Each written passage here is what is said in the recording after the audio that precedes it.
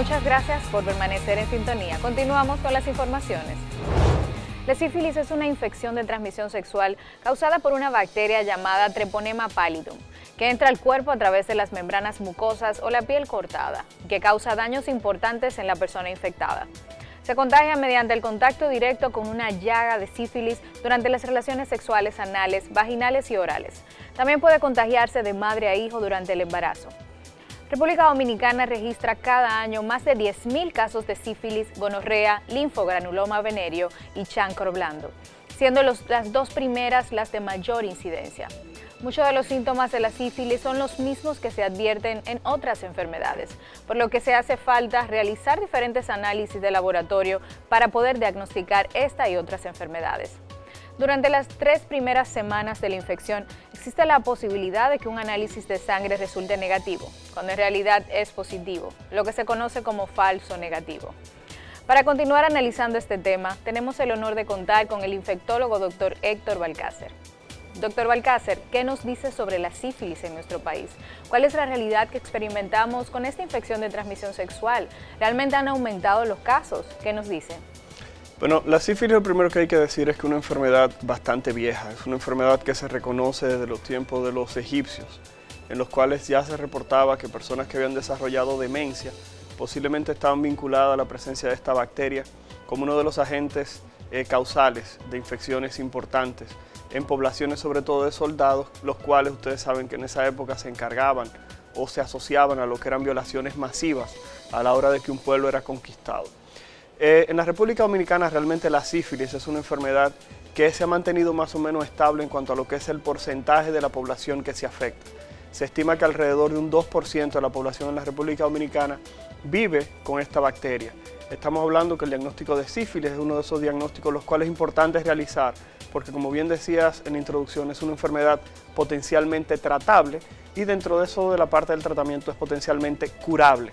Lo que quiere haber dicho que es importante la identificación de las personas que viven con esta enfermedad. ¿Y cómo una persona puede identificar que tiene sífilis? Porque hay muchas personas asintomáticas que no presentan ningún síntoma y de alguna forma siguen teniendo relaciones sexuales y ahí entonces comienza la cadena de transmisión. ¿Qué nos puede decir con los síntomas? Algo importante de la sintomatología que dice es que la sífilis se reconoce que tiene diferentes estadios. La sífilis es una de esas enfermedades las cuales se conoce como la gran simuladora. Una persona con sífilis puede presentar manifestaciones en la piel, manifestaciones en el hígado, manifestaciones oculares, manifestaciones en el sistema nervioso central, articulares. Estamos hablando de que la sífilis primaria, generalmente la persona tiene esa lesión que mencionabas a nivel de lo que son los genitales, es una úlcera generalmente que no produce dolor, con una base limpia. Esto simplemente habla de la puerta de entrada del treponema, que es una bacteria en forma de espiral. Posteriormente pasan los años y la persona luego de unos 5, 6, 7, 8 años puede presentar manifestaciones de lo que se conoce como sífilis secundaria.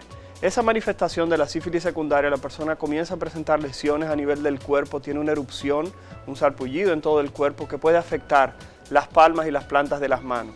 En ese momento la persona puede presentar manifestación en diferentes órganos como podría ser el hígado, el riñón, la visión.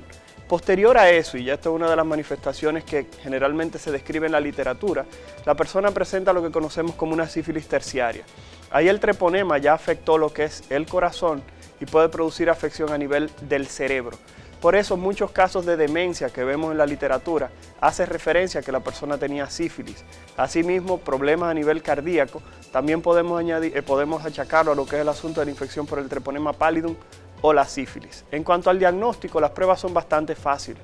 Una simple prueba de laboratorio es capaz de poder identificar al Treponema pallidum, como mencionabas, casi siempre luego de 3 semanas de que se produce la infección.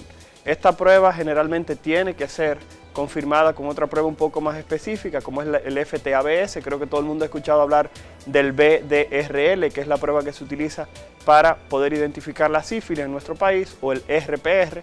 Y posteriormente esa prueba se confirma con una prueba que se llama FTABS, la cual es una prueba confirmatoria para sífilis. ¿Por qué? Porque la prueba de sífilis puede dar falsamente positivo. Así como mencionabas, falso negativo, también existe el falso positivo, que lo puede dar en aquellas personas que tienen problemas renales o que tienen trastornos conocidos como lupus o artritis reumatoide. O sea que realmente hay que hacerse la prueba con una persona que maneje, con un especialista que pueda identificar estos falsos resultados que de alguna manera pueden impactar de una forma importante en la vida de ese paciente. Doctor Balcácer, ¿qué nos puede decir con los grupos de riesgo, los que están presentando más incidencia de la sífilis? En el caso de los hombres que tienen sexo con hombres, es un grupo bastante importante porque vemos que la incidencia de casos es muy alta. Háblenos de esos grupos en los que se está enfocando toda la inversión económica para prevenir y para poder tratar la sífilis.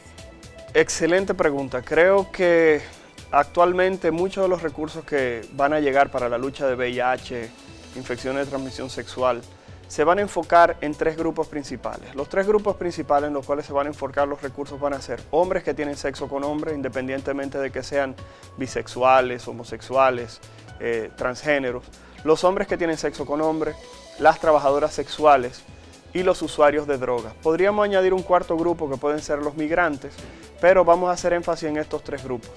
En la República Dominicana, como decía, se habla de un porcentaje estimado de sífilis por vigilancia centinela, que es un estudio que se hace para tratar de medir de manera indirecta lo que es la prevalencia de sífilis en población general mediante pruebas embarazadas. En este estudio se habla de que la sífilis podría rondar el 2%, como mencioné anteriormente. Sin embargo, la prevalencia de sífilis en hombres que tienen sexo con hombres ronda cerca del 10%. O sea que se habla de que los hombres que tienen sexo con hombres pueden tener entre 5 y 7 veces el valor habitual de lo que es la prevalencia, o sea, del número de casos que existe en esta población.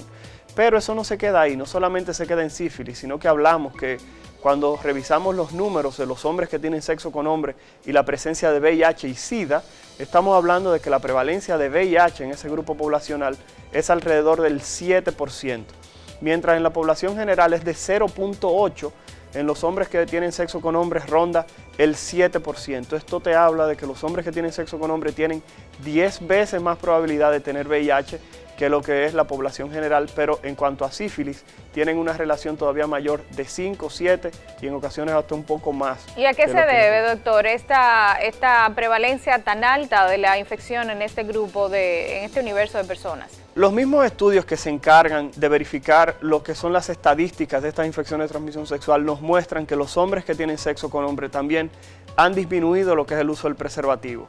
En algunos casos, si no lo han disminuido, por lo menos se mantiene estable, pero el valor ronda alrededor del 30 al 40%, lo que quiere dejar dicho que 7 o 5 de cada relación sexual que tiene un hombre que tiene sexo con hombre generalmente no utiliza protección.